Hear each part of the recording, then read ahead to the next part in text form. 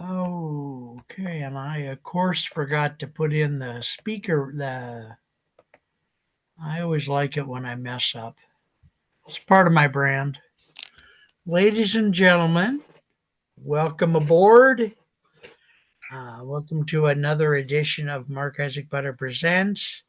We're doing show number 3 for the wonderful Dayna Gonzales. And she doesn't know it, but I'm not making nearly as many jokes as I usually do.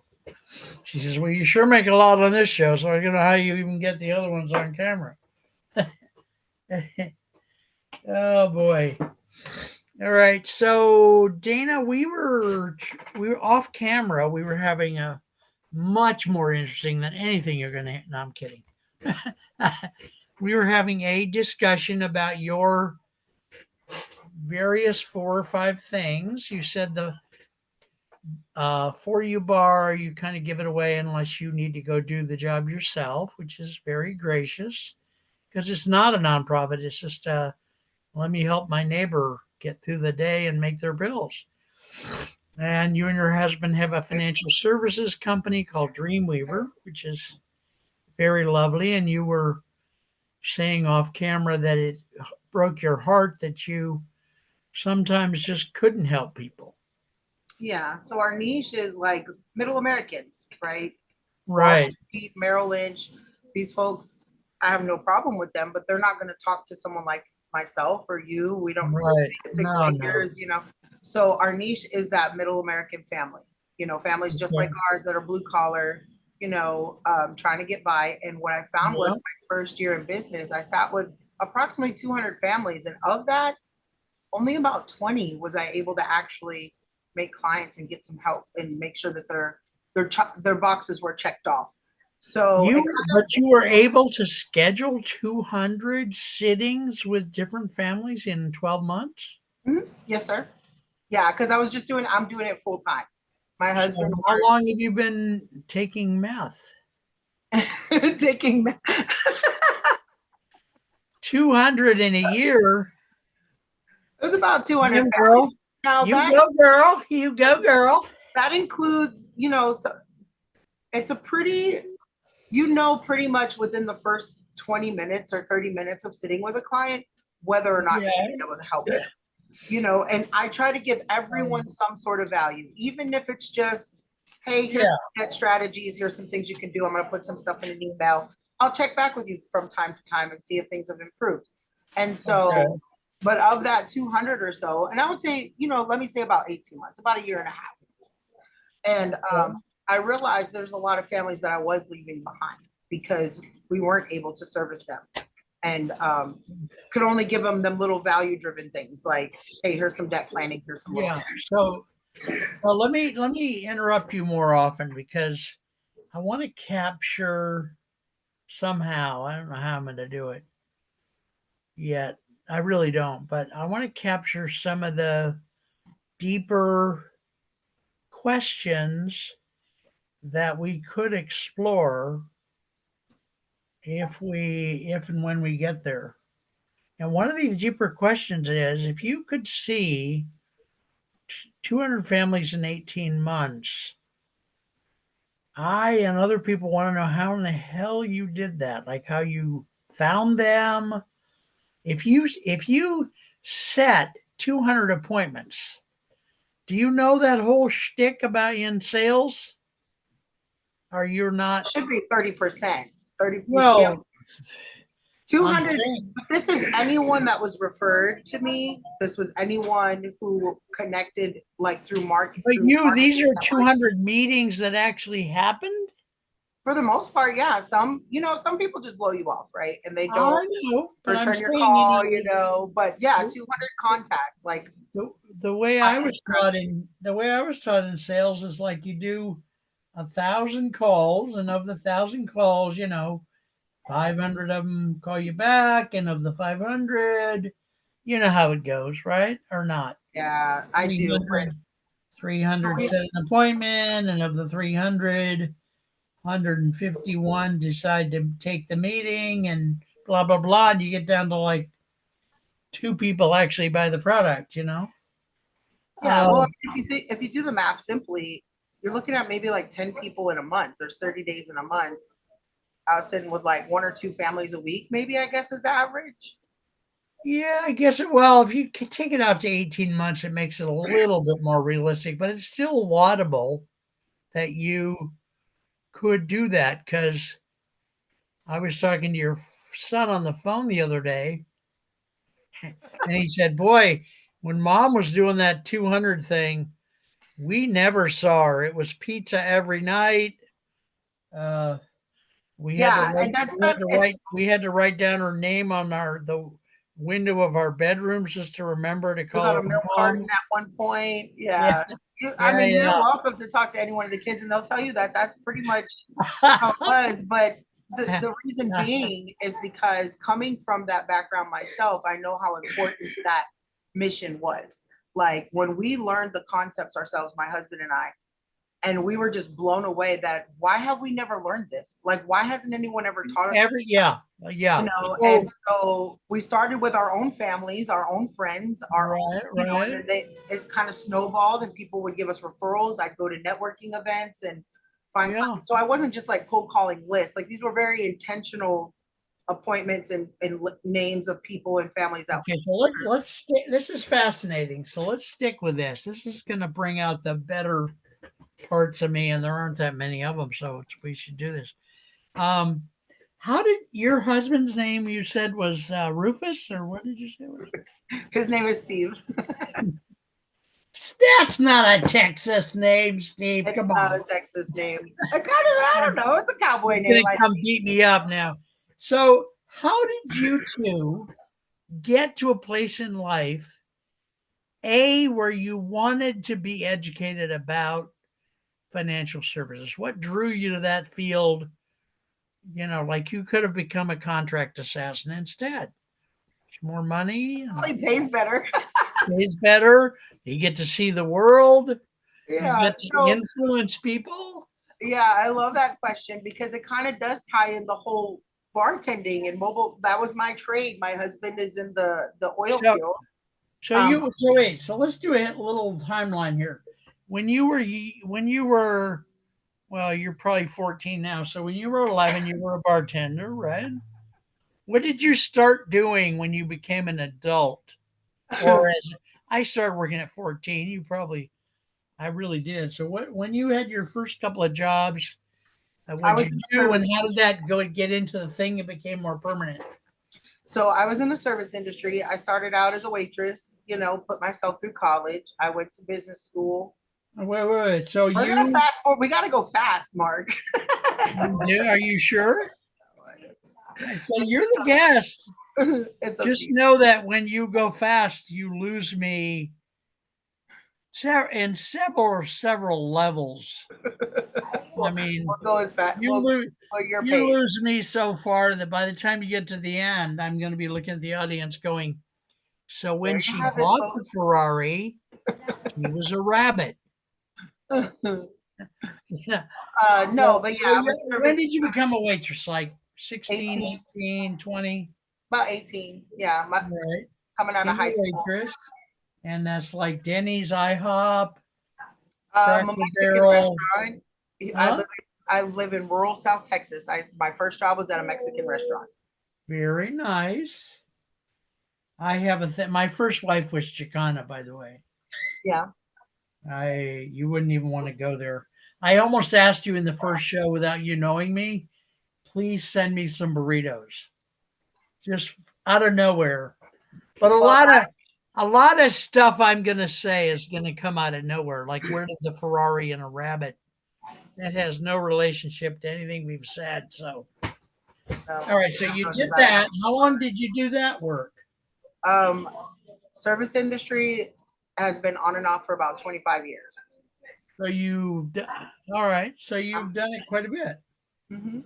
And then when did you and Steve decide to do financial services? What got you to choose that over? He could have become a general contractor, or he could have become the postman, or I mean, there's a lot of jobs out there. Why Sure. pick financial services? Well, I guess the short, long answer, the long, short answer, however they say Yeah. it, is I've always been someone very open-minded to opportunity, if it makes sense to me. So I've done, besides serving, I've done pretty much anything under the sun you can name. I've probably had a job somewhere in there. I Yeah.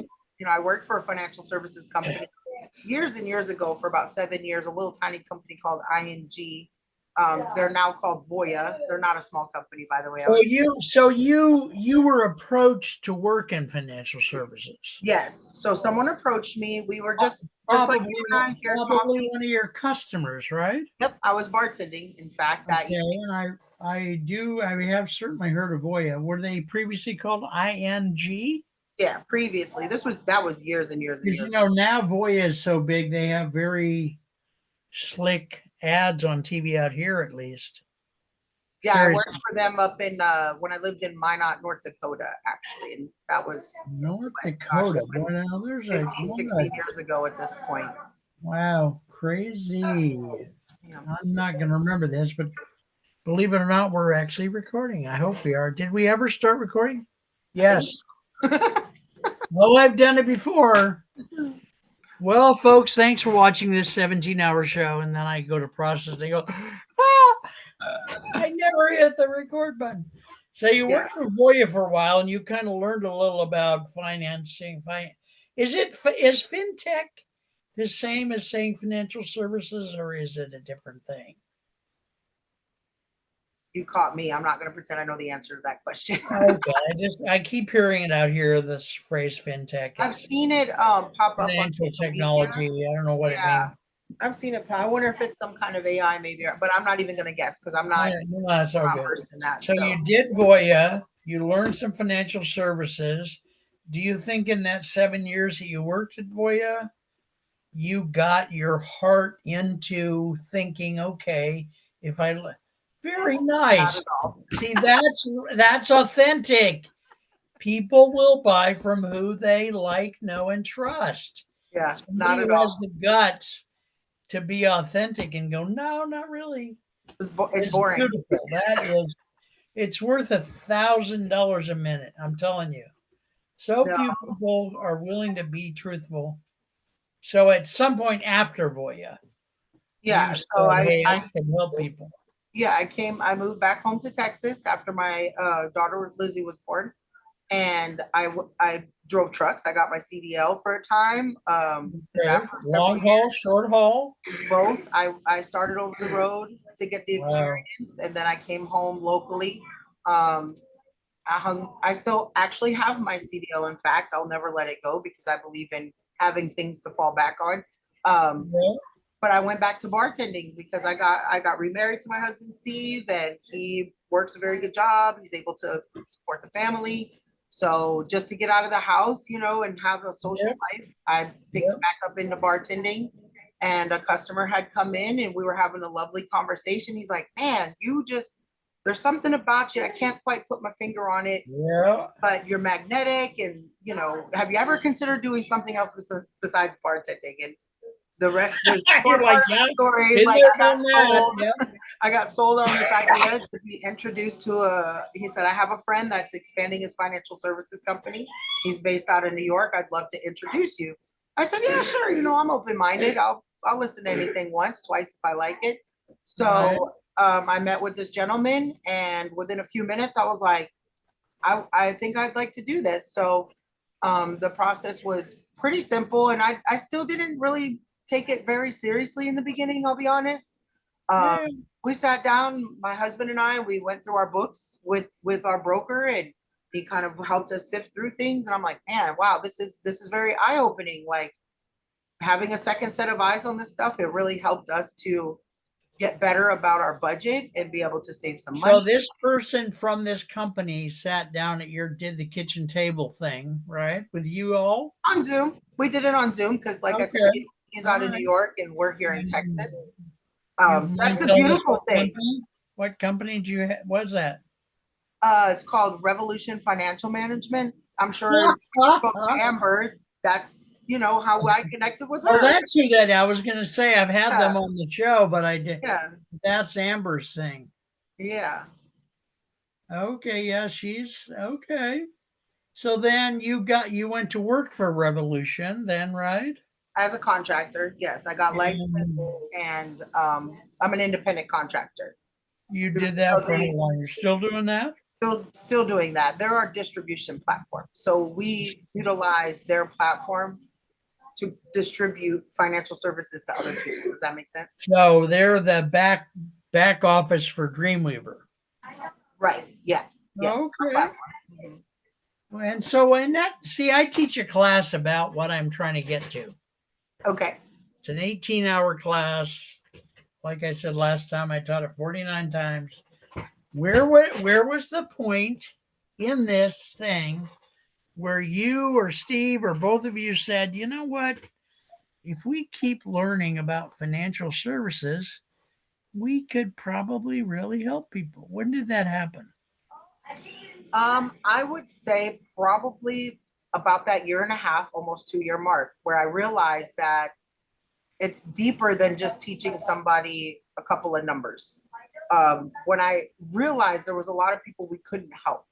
There was no discretionary income. There's nothing they can save. They're still un or underinsured. They're not prepared for retirement. They can't get prepared for retirement. And understanding that there's a gap in the education part, in the Yeah, literacy part of financial services, that is almost gate kept and almost on yeah, purpose. yeah. And so I thought, I'm solution oriented. This is a problem. It's not a new problem. I don't know if anyone else has tried to solve it or do anything about it, but let me take a stab at it. And that's where the nonprofit was born. That's where the book was born. That's where, because I felt like if I lean heavier into the education part, I can actually make a difference. I can actually make an impact in communities like mine and with families just like mine that might have grown up on this side of the tracks, always wondering what it was like on the other side, but never even Well, to step foot across the track. So yep, that's yep, kind of become yep. where the mission part of it, the purpose and the vision really started to just get ingrained. And now I can't see myself doing anything else. Yep. Okay. So this, I'm going to stop a minute because this is very beautiful right here. This is a thing. When this happens in life, somebody has an experience in which helps them get to a commitment or get to their mission in life. That dynamic, that set of, uh, I want to say psychology, but that doesn't cover it. It's a very beautiful thing. You know, it's the way someone like Martin Luther King got to where he was. You know, it's how pardon me not remembering who the African American lady is who sat on the bus. And by the way, there was someone before her that did it, but that day she said, "You know what? We've been told to do this for 100 years. I'm not doing it. I'm not Right. doing it. And you can kiss my black ass. I'm not doing it." No, seriously, you know? And it just, this is where change gets the birth of change for all of society starts with that one person and that one moment. And that one moment, you'd be surprised. I'm not going to do this class right now, but you'd be surprised how small that moment gets. It's literally like 2 or 3 seconds within one of the experiences you had. And I've worked with hundreds of people, and many of the ones that went all the way through would say, you know, it was that moment where my dad turned to me and smiled. I knew I just had to become a painter or I had to, you know, it's fascinating, but it's what we don't study enough because those of us who want to make the planet a better place, we just wait around for somebody to get a clue, right? You know, Yeah. AOC pops up and you may be a Democrat or Republican or Nazi or I don't know what, but AOC pops up and starts going all over the country. She's been around for a while already. Nobody went, oh my God, here's this big new leader. And she started out as a waitress, you may or may not know. And now people are saying, well, she might be on the ticket for 28, you know, and either one of the two positions. So there is something there. And I love the fact that you're one of the few guests I've had out of about 700 guests who was willing to share that much about how it happened. It's very beautiful. Your concern for others is, I think, what will hopefully attract customers. Um, I admire what you and Steve are doing. It's really a serious, beautiful thing that there's very little hope right now, in my opinion. I mean, like I say, I don't know your political proclivities, nor do I want to know them, but I'm turning my fan on because I always wear a polo over my t-shirt so I don't look like, the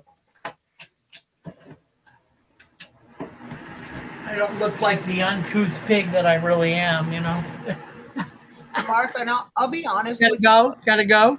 no. I'll be honest with you. I think that for me, I think what you're referring to is like an origin story. Like, where does the origin Yeah, yeah, story? yeah, yeah, yeah, yeah. And for me, I don't know that I've actually developed that part yet, but I do know this: opportunity should be for everyone, regardless of anything. And their socioeconomic status should be the last thing that determines whether or not an opportunity is available to somebody or not. And I Yes, but feel, it's not. It's not. In our society, it's not. and And we it's want to just, change. I think that's what we want to change, though, is yeah, because I yeah. feel like if you look at social services, there are a lot of entitlement programs like just handouts, but nobody's actually teaching them how to stay out of the system. Well, And so that's where yes. that's part of that mission is not wanting to have to depend on anyone but ourselves Well, and to what get and where what we want to go in fascinates what life. fascinates this is like the philosophy of what fascinates me is human beings have been around for thousands, maybe 100,000 years, and we haven't gotten much better at helping in a Each big other. enough, efficient way. I mean, governments all over the world give billions of dollars in order to fight world hunger, right? Just as an example. Okay, we already know, we've known for 50 years, probably longer, that there's enough food to feed everybody. But guess what? We never get it there. Why is that? Well, the government official takes the food and sells it to make money, or God knows what. It just doesn't, there's not enough people who want to make it right. The Yeah. US government spends money on this and that and the other thing. And there's all this godforsaken corruption.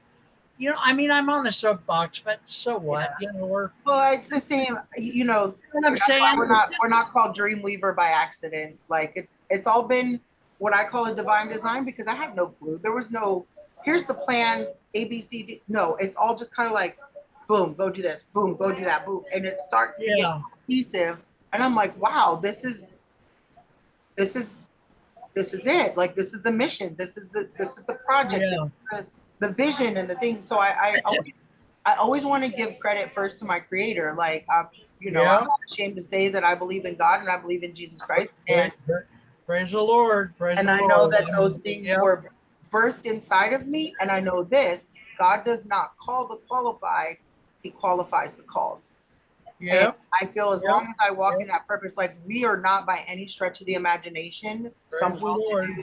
well-to-do family. We're not wealthy. Yep. We're not Yep. any of those things. So why is the least of those doing the most and the great? Right. Right. Well, the woman who gave Jesus or whoever, 2 coins, and she only had 2 coins. Yeah.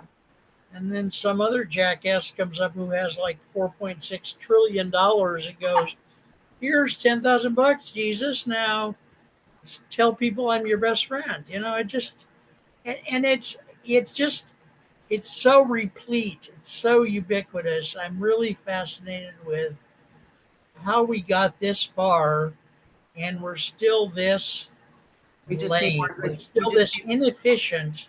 We just Even need, those of us that actually want to help people. I mean, we're not even talking about the people of whom there are many, like the 1% of the 1%, who, if you, and I used to work for the rich, okay? I worked as a nanny for wealthy people. I did this, that, the other thing.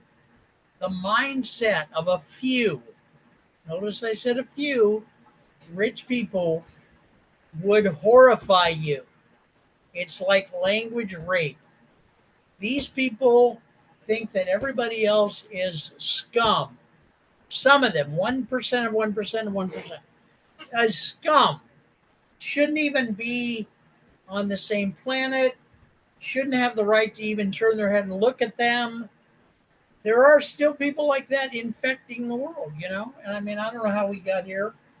We used to be promoting your business, believe it or not, but this stuff to me is fascinating. And you can see that you've touched my heart in a way that, I so think the solution is more, there needs to be more good people brave enough to do good things. there And needs to be more good people. more like people that there's already good people in the world, but many of Yeah, us but they don't, most good people don't go far enough. I I think it's don't think. fear, maybe. I don't know. I'm not gonna pretend like I have all the No, answers. no, no. And I'm being But I think more good expanding people doing your more good things, and we would see that a shift could be possible. Like, look at all the wonderful, amazing humans that have existed, like the Mother Teresa's, and you mentioned Martin Luther King. Yeah, yeah. Martin Luther King. Like, there's so many wonderful people that have just changed everything. So, what's something like tackling poverty through education? But I don't feel like it's that difficult of a task. It just, and I've been yeah, told, it's too big for you. And I'm like, okay, yeah, I'm yeah. gonna try anyway. What if, who knows how many people have been as impactful as, Mother Teresa or Dr. King? But Gone. what if 10 times as many had been that committed and that effective? Just we're in a world that has all this tragedy. And why?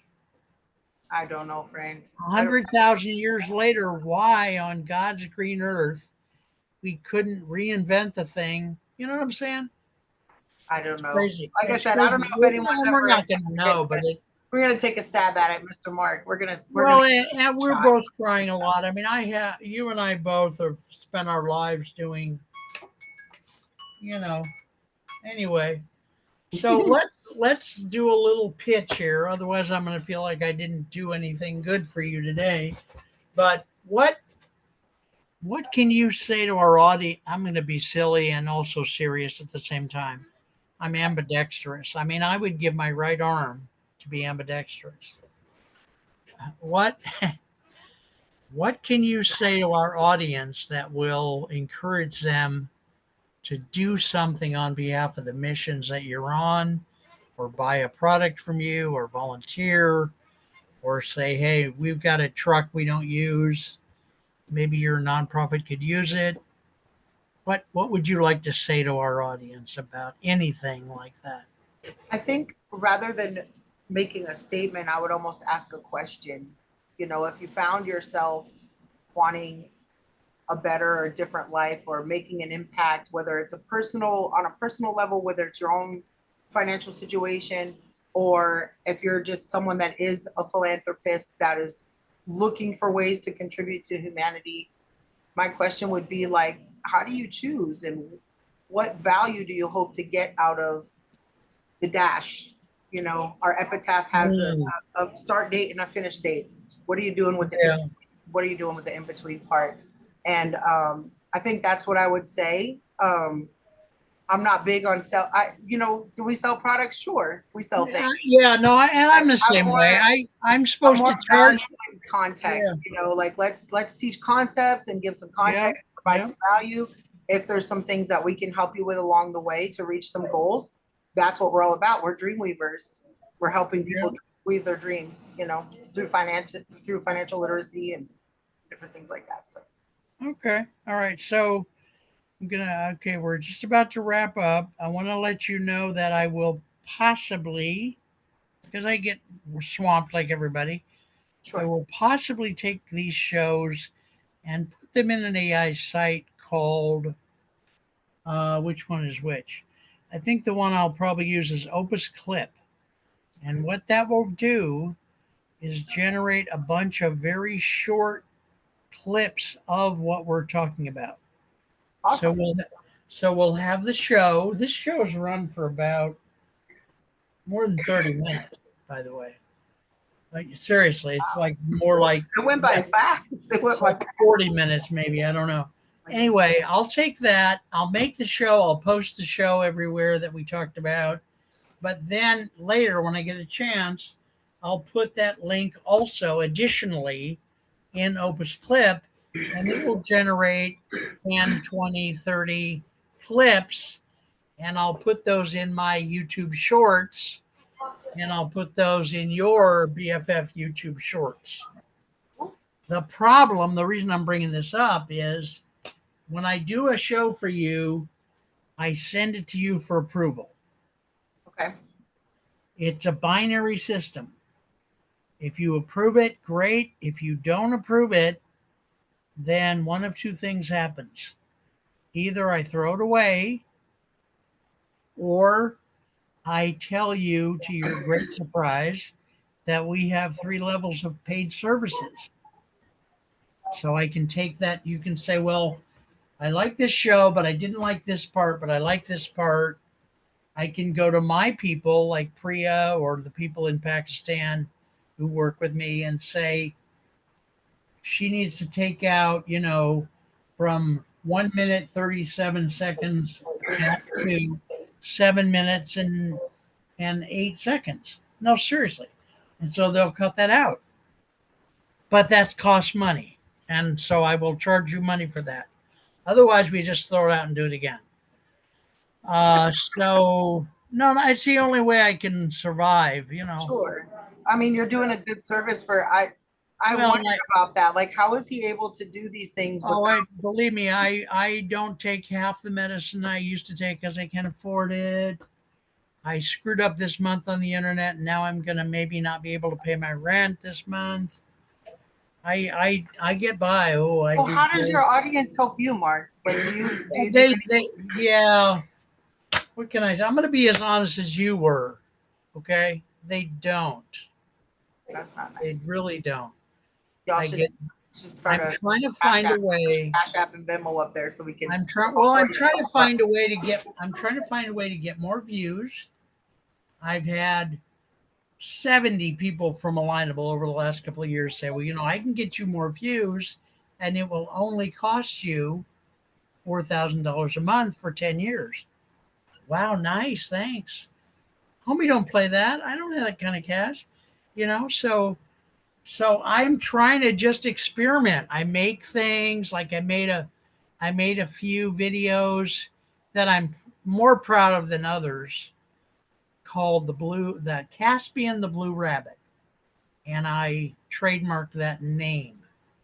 So I've got these 2 or 3 short videos where Caspian is saying, you know, tell your story in life. It's inspiring and like that. So I'm trying different things to find something. I don't want to go viral, but I would like to have more people pay attention. Because Okay. the part that hurts me is you and I are doing all this, and then like 25 or 30 people are going to watch it. And that's going to be it. And I can't. And she says, great. Why in the fuck am I doing it? That's just how it is. And I'm trying. I've been doing this 23 years. And I did a couple of shorts. The shorts get better views. I have 1 or 2 shorts that did like 400 or 500 views. But some shows do 5 views, some do 50. And other people on YouTube are doing, we only got 3,000 views. We're so bad. So I don't know, but that's the blatant Are truth. you on all the different? Are you on all the platforms? Instagram, Well, Facebook. Well, here's how I do it. Here's how I do it. When you're on YouTube and you say share, it comes up with a dialog box that gives you Facebook, Twitter, LinkedIn, Pinterest, Tumblr. And those are very automatic and easy. I mean, it takes hours to do because I do them for like 300 people. Uh, but you can do it. It's doable. You click them and they post them. So we post your show.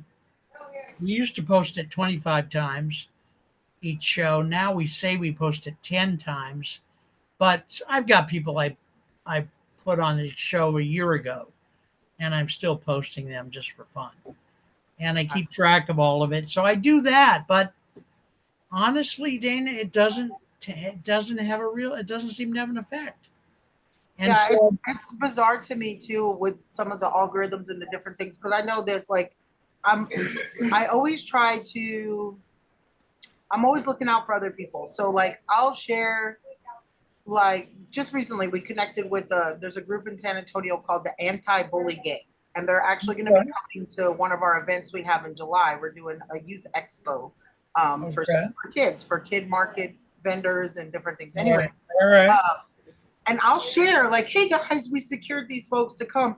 And then I'll invite everyone to that page and they'll all like it. But can I get a client? yeah, no, No yeah, way.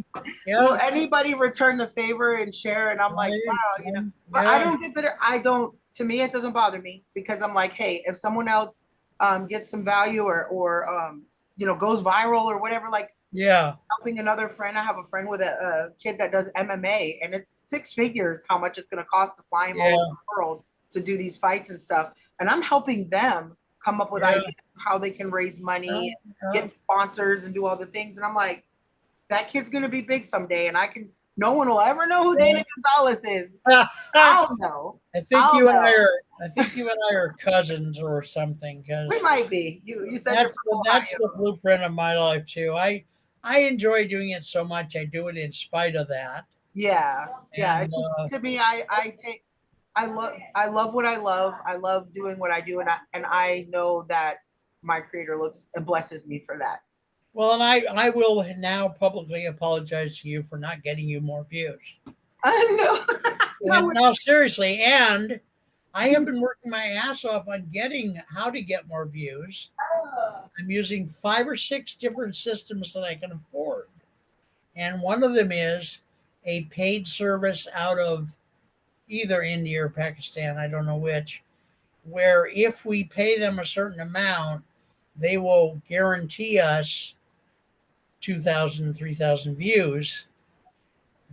But the problem I'm suspecting because I haven't really hired them yet is are those views organic or do they have some piece of software that goes out there and clicks a bunch of buttons that makes it look like we got views when in fact we really didn't.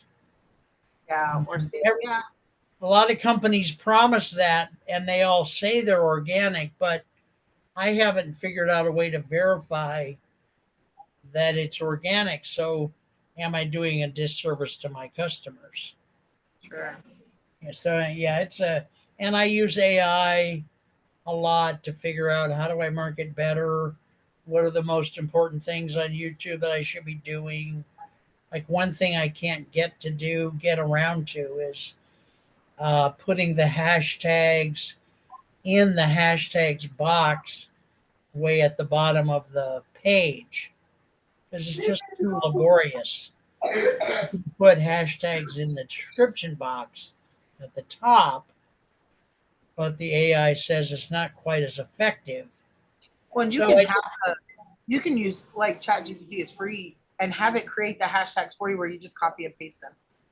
yeah, but you got to screen down there, find that. I have so many disabilities. You got to find that hashtag thing. It's not, you have to you go into your dashboard, blah, blah, blah. You know what Gotcha. I'm saying? Hopefully. All right. So now that what do you think? What should we say next? Nothing? Or your kids are probably going, Mom, I want to eat. One just came and said mom, so I don't know what the You've need been is. on this call for an hour. My goodness. Please feed us. Hour and a The half. lady from social services is coming over in 25 minutes. Oh my gosh, Big Brother's listening. Shh, quiet. Oh, Big Brother. Oh, don't worry. Do you know they listen to you when your phone is off? Oh yeah, I know. Okay. Yeah. All right. So, folks, we love you guys. We hope you enjoyed the show. We talked out some things that mean a lot to both of us. Uh, I feel like I've known Dayna for, God, maybe 5 or 6 days. I don't know. I'm about 30, but who's counting? All right. We love you. I liked it. My sign off has become, since COVID at least, we love you. Just remember that. Yes. And Dayna, whenever you can, let me know. You can do some more shows. If you let me know unilaterally, that helps. But we're both busy. If you can do that. Otherwise, when I see your name pop up somewhere, I'll go, oh darn, I haven't called Dayna. When do you want to do a show? Yeah, I'll Or, message you. Maybe we set a standing time. Like yeah, that's what I've been trying. That works really good for me. Is like one that's guy with my does clients. 3 o'clock. In fact, he would have done a show today, except he's not doing one today. But one guy does them at 3 o'clock on Monday and Friday or something. So that way it helps me remember. So yeah, if you and Steve get together, and you could have a board member, you could have one of your kids, you could have Steve's Uncle Rufus come on and talk about moonshine stills. I'm writing some software to manage your moonshine still. No, I'm kidding. I have a friend. I'm just saying. Hey, my dad's people are from northeastern Kentucky, Paintsville, Ashland, Hatfield, McCoy town. I grew up with an outhouse. I grew up with kerosene lamps for wood for light. We had we didn't have enough wood left to build the walls inside the house, so we put up sheets. She's like, I'm so bored right now. No, no. It's just been a very I'm so bored. I'm going to pick my nose in camera. no. It's just been a long day. All right. God bless you. Take care. You too. All right. Mike. All right. Take care. Bye bye.